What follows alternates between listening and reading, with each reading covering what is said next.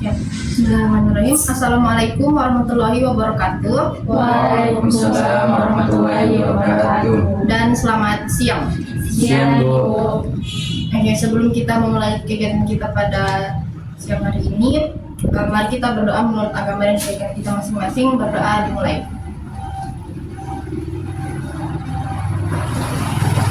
Berdoa selesai. Oke, perkenalkan nama Ibu Lira Sulfeni Syamsia. Kalian bisa panggil Ibu Lira.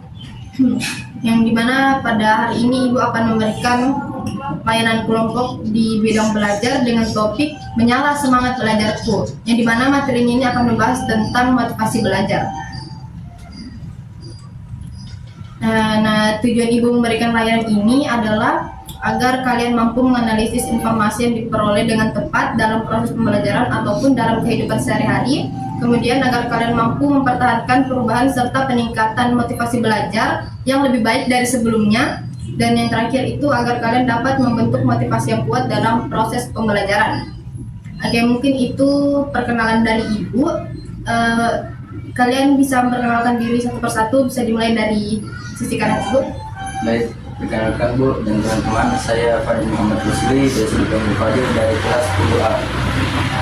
Baik Ibu, perkenalkan nama saya Ania Sari dari kelas 10D. Baik Ibu, perkenalkan nama saya Salsabila Mulyasa Putri dari kelas 10C. Baik Ibu dan teman-teman, perkenalkan nama saya Insyirah Rasika, biasa dipanggil Iin. Saya dari kelas 10B. Dari kelas 10 semua ya? Iya Bu. Nah, baik, sebelum kita mulai kegiatan kita, Ibu ingin menyepakati estimasi waktunya terlebih dahulu. Nah, bagaimana kalau 1 kali 45 menit? Kalian setuju? Setuju Bu. Oke, sebelum masuk ke tahap inti, yaitu pemberian materi, Ibu akan mengajak kalian untuk melakukan ice breaking terlebih dahulu. Jadi, clue-nya itu berpikir sebelum menjawab. Oke, ini botol, ini laptop, dan ini pulpen. Ini apa? Laptop Bu. Nah, betul. Nah, ini botol, ini sapu, ini handphone. Ini apa? Handphone. Salah. HP Bu. Salah. Ini salah. Oke, kita ulangi, belum paham? Jadi clue-nya itu berpikir sebelum menjawab. Ini handphone, ini tisu, ini laptop, ini apa? Botol. Salah. HP Bu. Nah, HP Bu. betul. Belum mengerti? Tidak mengerti? Tidak Bu. Oke, ini botol, ini tas, ini laptop. Ini apa? HP Bu. Betul. Oke, kalau gitu ini handphone, ini laptop, ini botol, ini apa? Tas. Botol Bu. Betul. Masih belum paham ya ini berdua. Clue-nya itu berpikir sebelum menjawab. Perlu jelas sekali ya. Oke. Ini botol, ini laptop, ini sapu. Terus ini apa? Ini HP Bu. Oke, sudah paham? Sudah Ibu. Oke, diulangin ya. Ini tas, ini dompet, ini laptop, ini apa? Laptop Bu. Padahal belum paham Ibu. Sudah paham? Kasih satu buat Fadil Jawabannya Ibu. untuk Fadil.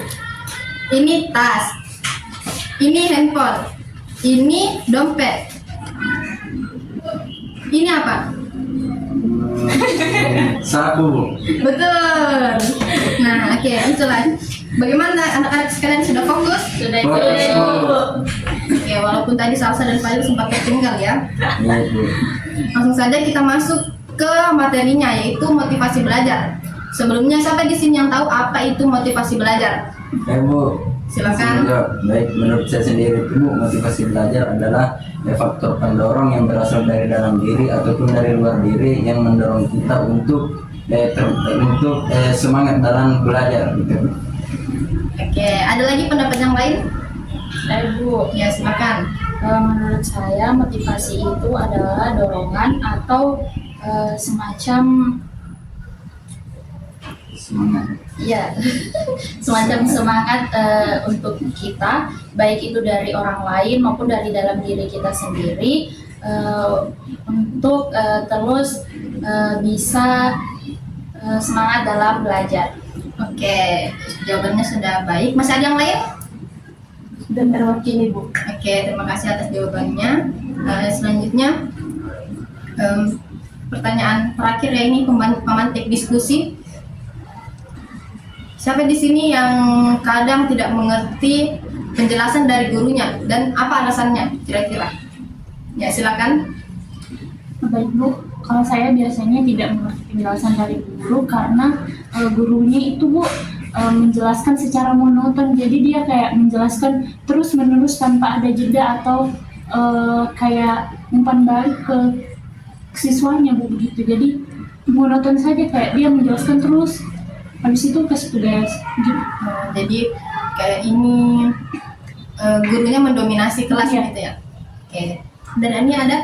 Kalau saya, Bu, berdasarkan pengalaman pribadi, kalau guru saya itu menjelaskan suaranya itu agak kecil walaupun sudah apa istilahnya, sudah diberitahu kalau suaranya itu kurang besar. Jadi mungkin itu saja, Bu. Nah, jadi karena suara gurunya kecil jadi tidak kedengaran. Iya, jadi makanya kita itu satu kelas itu bosan dan mengantuk kalau ibu itu menjelaskan. Cukup unik ya masalahnya. Oke, kalau gitu kita jadi di sini Ibu sudah menyediakan definisi motivasi belajar menurut 3 ahli. Itu yang pertama ada menurut M. Daliono, yang dimana menurut M. Daliono ini motivasi belajar adalah daya penggerak atau pendorong untuk melakukan suatu pekerjaan yang bisa berasal dari dalam diri dan juga dari luar diri individu. Kemudian yang kedua, menurut Monica dan Atman, motivasi belajar itu sebagai daya pendorong untuk melakukan aktivitas belajar tertentu yang berasal dari dalam diri dan juga dari luar diri individu sehingga dapat menumbuhkan semangat dalam belajar. Dan yang terakhir ada dari menurut Sardiman, itu motivasi belajar merupakan semua hal dalam diri siswa yang menciptakan proses pembelajaran serta memastikan kesinambungan dari proses belajar dan menunjukkan arah pada kegiatan belajar mengajar yang pada akhirnya tujuannya itu adalah mencapai pembelajaran, mencapai target pembelajaran. Nah, jadi berdasarkan semua pendapat yang sudah Ibu sebutkan tadi, dapat kita simpulkan bahwa motivasi belajar adalah keseluruhan daya penggerak yang berasal dari dalam ataupun luar diri individu untuk melakukan aktivitas belajar dengan maksud mencapai tujuan pembelajaran. Nah, selanjutnya itu ada fungsi motivasi belajar. Menurut Wina Sanjaya dalam MDA 2017 mengemukakan bahwa terdapat 2 fungsi motivasi dalam proses pembelajaran, yaitu yang pertama berfungsi sebagai untuk mendorong siswa agar siswa ini bisa beraktivitas. Perilaku setiap orang disebabkan karena dorongan yang muncul dari dalam yang disebut dengan motivasi. Besar kecilnya semangat seseorang untuk bekerja sangat ditentukan oleh besar atau kecilnya motivasi orang tersebut. Semangat siswa dalam menyelesaikan tugas yang diberikan oleh guru dengan tepat waktu itu karena dia ingin mendapatkan nilai. Kenapa dia ingin mendapatkan nilai? Karena dia itu memiliki motivasi dia memiliki motivasi yang tinggi untuk belajar. Oke, yang kedua itu fungsi sebagai pengarah. Di sini tingkah laku yang ditunjukkan setiap individu pada dasarnya diarahkan untuk memenuhi kebutuhannya atau untuk mencapai tujuan yang telah ditentukan. Sampai sini ada pertanyaan? Oke, kalau tidak ada kita lanjut materi selanjutnya, itu faktor-faktor yang mempengaruhi motivasi belajar. Nah, menurut Santrok ini ahli ya. Menurut Santrok ada 2 faktor yang dapat mempengaruhi motivasi belajar siswa. Yang pertama itu motivasi intrinsik, yaitu motivasi internal untuk melakukan sesuatu demi sesuatu itu sendiri. Nah, misalnya siswa belajar menghadapi ujian karena dia senang sama pelajaran yang akan diujikan itu. Atau misalnya begini, misalnya Fadil belajar untuk menghadapi ujian matematika karena Fadil suka sama pelajaran matematika. Nah, Fadil termotivasi untuk belajar saat Fadil itu diberikan pilihan, terus Fadil senang menghadapi tantangan yang sesuai dengan kemampuannya. Dan kalau misalnya Fadil juga bisa termotivasi untuk belajar kalau dia diiming-imingi imbalan yang mengandung nilai informasional tetapi bukan dipakai untuk mengontrol. Misalnya guru memberikan pujian kepada siswa, misalnya imbalan yang mengandung nilai informasional ini maksudnya misalnya Fadil peringkat 1 dalam kelas, terus gurunya memberikan pujian kayak wow Fadil pintar sekali dan Fadil hebat sekali. Itu yang dimaksud dengan kayak kalimat informasional tetapi bukan dipakai untuk mengontrol, karena itu tidak mengontrol kan, cuma kasih pujian itu saja. Selanjutnya itu motivasi ekstrinsik, yaitu melakukan sesuatu untuk mendapatkan sesuatu yang lain. Nah, motivasi ekstrinsik ini sering dipengaruhi oleh insentif eksternal seperti imbalan dan hukuman. Misalnya, Fadil belajar keras dalam menghadapi ujian untuk mendapatkan nilai yang baik. Nah, maka di situ terdapatlah kegunaan dari hadiah, yaitu sebagai insentif agar Fadil ini mau mengerjakan tugasnya. Yang dimana tujuan dari hadiah ini itu untuk mengontrol, kan? Karena misalnya saya bilang, misalnya Fadil malas belajar toh, dia tidak termotivasi untuk belajar. Terus saya bilang, Fadil coba kalau kamu misalnya bisa peringkat 1 dalam kelas, kamu akan saya kasihkan hadiah. Di situ kan khusus hadiah kan untuk mengontrol, ya kan? Oke. Dan materi terakhir dari Ibu itu cara meningkatkan motivasi belajar. Di sini menurut Sardiman mengungkapkan ada 8 cara ataupun upaya yang dapat dilakukan untuk meningkatkan motivasi belajar siswa di sekolah. Yang pertama itu dengan memberi angka. Angka dalam hal ini itu sebagai simbol dari nilai kegiatan belajarnya kalian. Banyak siswa yang ingin mencapai nilai atau angka yang baik, sehingga yang dikejar itu cuma nilai ulangan dan nilai rapor yang baik. Nah, angka-angka yang baik itu bagi para siswa merupakan motivasi yang kuat, karena kayak termotivasi sekali untuk dapat nilai yang baik. Oke, yang kedua itu hadiah. Hadiah dapat menjadi motivasi yang kuat, di mana siswa akan tertarik pada bidang tertentu yang akan diberikan hadiah. Misalnya misalnya sebelumnya dia tidak mau ikut lomba, tapi karena nggak tahu kalau ikut lomba dapat hadiah uang atau apa gitu yang dia suka, itu dia bakalan termotivasi untuk ikut lomba tersebut. Selanjutnya, yang ketiga itu kompetisi persaingan, baik individu ataupun kelompok. Kompetisi ini dapat menjadi sarana untuk meningkatkan motivasi belajar, karena terkadang jika ada saingan, siswa akan menjadi lebih bersemangat dalam mencapai hasil yang terbaik. Oke, ini cukup dipahami ya. Selanjutnya, ego involvement, yaitu menumbuhkan kesadaran kepada siswa agar merasakan pentingnya tugas dan menerimanya sebagai tantangan, sehingga bekerja keras adalah sebagai salah satu bentuk motivasi yang cukup penting. Yang kelima, memberi ulangan. Para siswa akan giat belajar kalau mengetahui akan diadakan ulangan. Tetapi kalau ulangannya terlalu sering dilakukan, maka itu akan membosankan juga dan pasti bakalan jadi rutinitas, tidak memotivasi lagi karena rutinitasnya itu. Nah, yang keenam itu mengetahui hasil belajar bisa dijadikan sebagai alat motivasi, karena jika siswa mengetahui hasil belajarnya, maka siswa akan terdorong untuk belajar lebih giat. Misalnya, salsa misalnya salsa mengikuti ulangan, terus dia tahu nilainya itu 60, itu kan rendah kan, tidak sampai KKM. Nah, di ulangan berikutnya dia akan termotivasi untuk lebih rajin belajar agar dapat nilai di atas 60, kan? Nah, selanjutnya itu ujian, yang apabila ada siswa yang berhasil menyelesaikan tugasnya dengan baik, maka perlu diberikan pujian, karena pujian ini merupakan salah satu bentuk reinforcement yang positif dan memberikan motivasi yang baik bagi siswa. Dan yang terakhir itu hukuman. Kalau hukuman ini merupakan bentuk reinforcement yang negatif, tetapi kalau diberikan secara tepat dan bijaksana, ini bisa menjadi alat sebagai motivasi. Oleh karena itu, ibu dan guru-guru yang lain ini harus memahami prinsip-prinsip dalam pemberian hukuman. Nah, dari Dari ke-8 cara untuk meningkatkan motivasi belajar, yang mana menurut kalian yang paling memotivasi kalian? Mulai dari sini mungkin? Kalau dari saya mungkin Bu, lebih ke dapat hadiah Bu, karena misalnya itu saya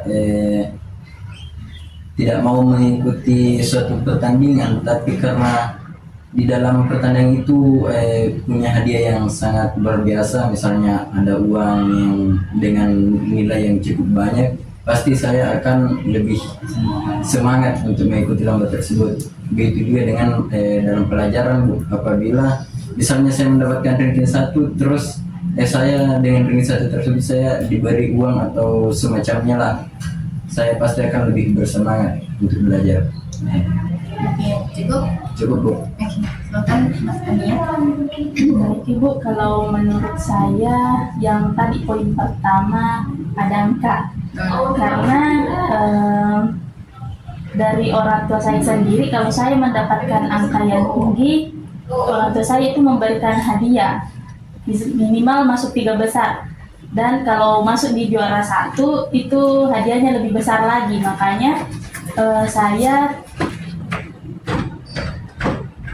Makanya saya berusaha untuk belajar, dan ini juga menjadi motivasi saya untuk mendapatkan nilai. Tapi di sini saya mendapatkan nilai itu bukan berdasarkan hasil contek, tapi ini betul-betul dari hasil belajar saya sendiri, hasil kerja keras saya sendiri Bu. Jadi mungkin itu yang memotivasi saya untuk belajar lebih keras lagi. Nah, jadi bisa Ibu simpulkan kalau anak Aninya ini motivasinya itu dari hadiah ya, hadiah dijanjikan hadiah, kemudian termotivasi untuk mendapatkan nilai yang baik. Oke, kalau anak Salsa?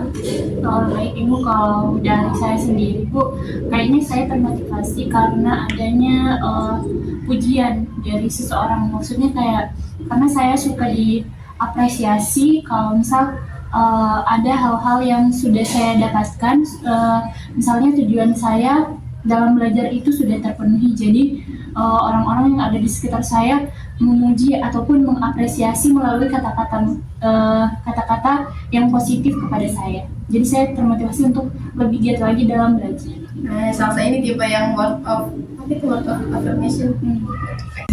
Oke, selanjutnya Iin.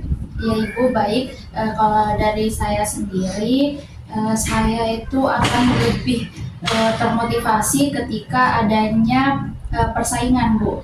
Saya suka bersaing dengan orang lain.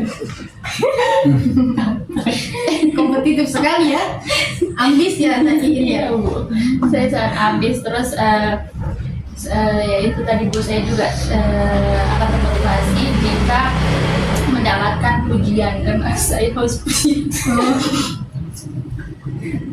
Oke. Tidak apa-apa, wajar. Karena kita ini selalu kayak ada sisi diri kita yang ingin dipuji begitu sama orang lain, dianggap, diapresiasi. Itu wajar. Bu, terus saya juga akan lebih termotivasi kalau saya mendapatkan hukuman Bu. Karena saya suka hal-hal yang menantang. Oh, jiwa-jiwanya kayak jiwa gue bang. Oke. Oke, jadi Insyiro ini tipe yang kompetitif ya, anak-anak, teman-teman. Kalau mau saingan, silakan saingan sama Insyiro. Bicara saingan. Oke, itu tadi hasil sharing-sharing kita mengenai apa saja sih hal-hal yang memotivasi kita dalam belajar. Selanjutnya ada yang bisa simpulkan mengenai apa saja hasil pembahasan kita pada hari ini dan apa saja materi yang Ibu berikan, dengan juga hasil sharing-sharingnya teman-teman. Ya Bu, Ya, silakan. baik, terima kasih Bu atas kesempatannya. Nah, berdasarkan penjelasan dari Ibu tadi serta sering-sering dari teman-teman, saya dapat menyimpulkan bahwa definisi motivasi belajar itu adalah segala daya yang berasal dari dalam diri maupun dari luar diri seorang siswa atau individu agar seorang siswa itu termotivasi ataupun semangat dalam mencapai tujuan dari belajar itu sendiri. Nah, ada dua faktor yang mempengaruhi motivasi belajar. Yang pertama faktor intrinsik dan yang kedua itu faktor intrinsik. Nah, faktor intrinsik itu adalah segala faktor yang berasal dari dalam diri seorang siswa. Nah, sedangkan faktor intrinsik itu adalah faktor yang berasal dari luar diri seorang siswa, artinya di luar kendalinya sehingga dia bisa termotivasi untuk belajar. Nah, kemudian ada saya kurang tahu tadi Bu, kurang jelas tentang cara meningkatkan motivasi belajar, tapi saya akan mencoba sedikit berdasarkan pemahaman saya. Nah, berdasarkan pemahaman saya itu Bu, ada beberapa cara untuk meningkatkan motivasi belajar seorang siswa. Nah, yang pertama itu memberikan angka atau nilai. Nah, angka ini akan membuat seorang siswa termotivasi karena seperti yang dikatakan oleh Adinda Ania tadi, dia bilang bahwa dia itu termotivasi belajar karena orang tuanya itu sangat bangga kalau Adinda Ania ini bisa mendapatkan nilai yang bagus dan orang tuanya akan memberi semacam hadiah gitu. Nah, selanjutnya kalau dari diri saya sendiri itu tadi menyebutkan bahwa saya akan termotivasi belajar kalau ada hadiah, karena hadiah itu sangat berarti buat saya gitu. Kalau dari salsa tadi Bu,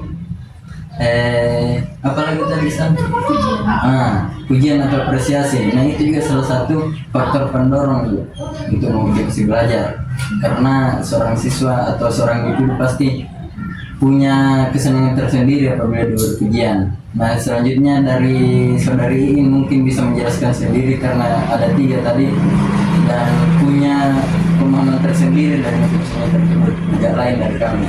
Silakan. Baik, itu tadi Bu, sedikit refleksi dari saya berdasarkan pemahaman dari kegiatan ini. Baik, terima kasih. Fadil, masih ada yang lain?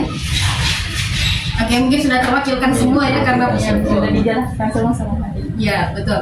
Oke, baik, terima kasih Nak Fadil dan teman-teman yang lain juga, terima kasih banyak karena sudah memberikan waktunya untuk mengikuti layanan yang Ibu berikan ini. Ibu harap materi yang Ibu berikan tadi dapat berguna bagi teman-teman sekalian, anak-anak sekalian. Ibu harap juga kalian semua bisa memiliki motivasi belajar yang kuat agar kalian bisa mencapai prestasi yang hebat juga. Amin. Pesan Ibu, ya itu pesan Ibu untuk kalian. Kemudian kesan Ibu terhadap kalian, kalian sangat aktif dalam menjawab pertanyaan dan memberikan umpan balik. Mungkin itu saja ya, Ibu tutup kegiatan ini dengan membaca hamdalah. Alhamdulillahirrahmanirrahim. Nah, oke, baik, terima kasih. Kalau begitu Ibu tutup. Wassalamualaikum warahmatullahi wabarakatuh. Waalaikumsalam warahmatullahi wabarakatuh. Terima kasih. Terima kasih Bu.